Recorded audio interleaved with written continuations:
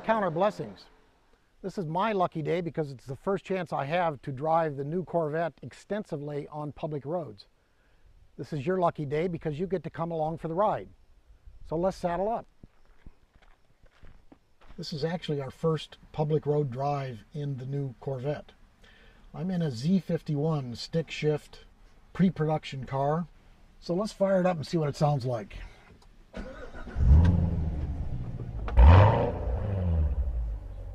So one of the new features is a 5-position driver mode select on the center console.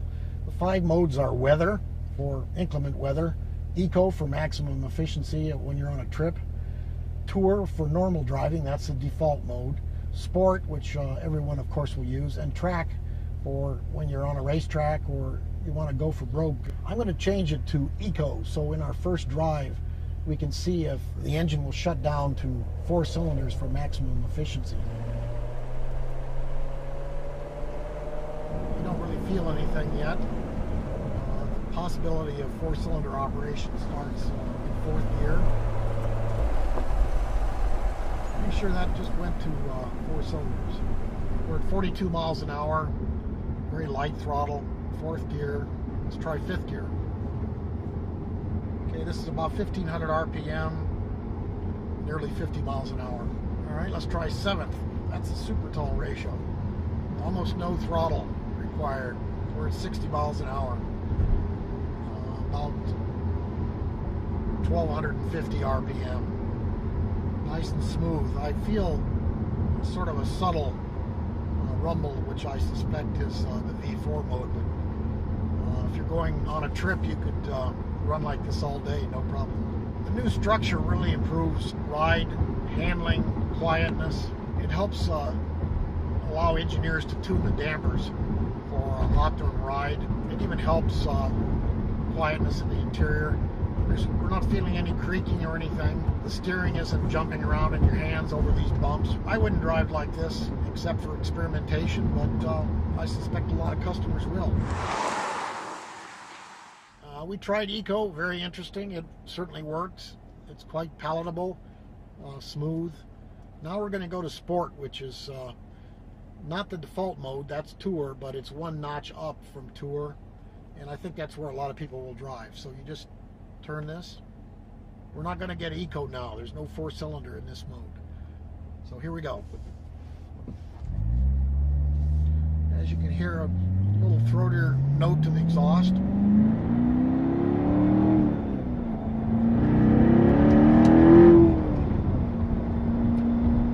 I'm not using all the revs, but I am using rev matching, which makes those upshifts very low effort, very easy.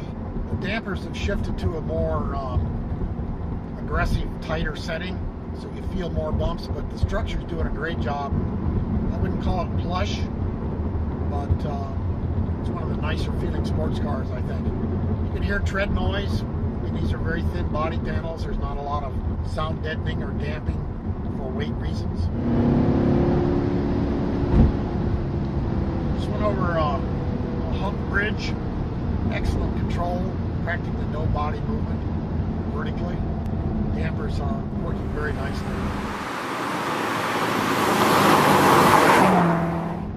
So I'm going to put it shift from 4th to 7th just to show you how the noise drops. We're still in sport, but very low RPM with 8 cylinders. Good cruising efficiency, no real engine noise. Plenty of body motion control, wheel control. Almost no body roll is evident whatsoever.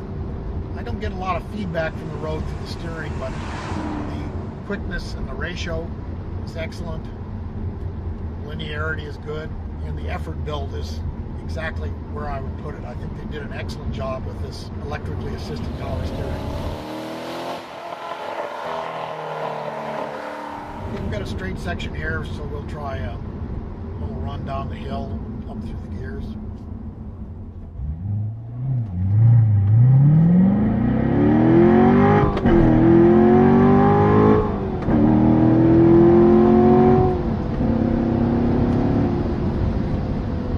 It's quick. Love the engine sound. Makes 460 horsepower. peaking at 6,000 RPM and 465 pound-feet.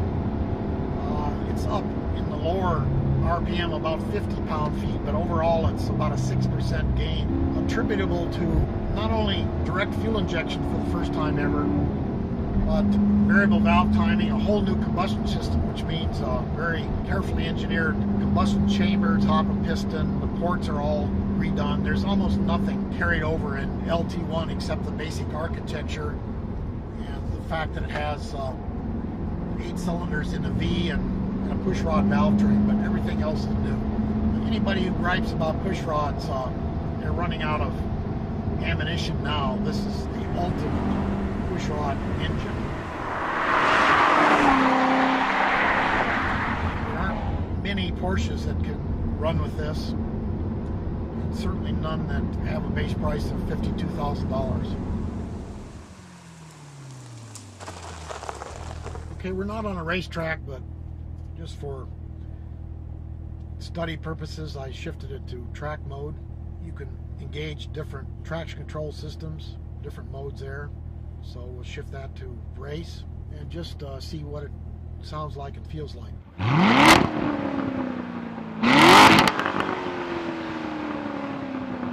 Notice the exhaust. This is the loudest, lowest restriction exhaust mode there is.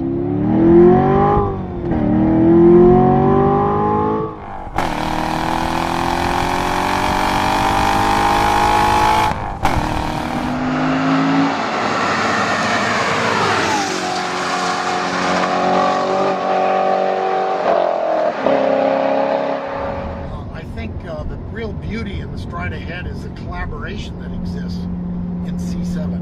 The electronic limited slip differential especially. Now it can vary according to tire temperature, the settings for the mode selector, and a bunch of other variables to give you the maximum, to give you all there is to get, to use all the adhesion, help you and protect you on the racetrack and give you a quick lap time.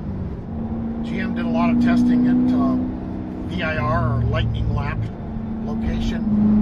When I did run it on the track at Milford Road Course and GM Proving Grounds, I found it very forgiving. You could drive right up to the very high limits and bring it back. There's nothing there to bite you.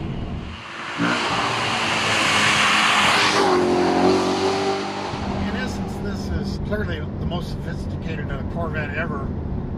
The most highly developed. Engineers use the term integration. What that means is this system talks to that system. They're on the same wavelength. They help each other, and they work together to make the car more easily drivable, more easily enjoyable, safer, quicker. No other Corvettes had that in the past to this level, and that's really the stride ahead. Now that we've done some test driving, we're looking ahead to the next step with the C7 Corvette. That would be a comparison test, of course, with production cars. That will happen soon. But in the meantime, I think customers and owners and Corvette fans have something they're truly going to admire. I've test driven a lot of Corvettes in my time. I participated in 4 out of the last 7 product launches. I raced a C4, I own a C2, but all things considered, this is the best Corvette yet. Thanks for coming along on the ride.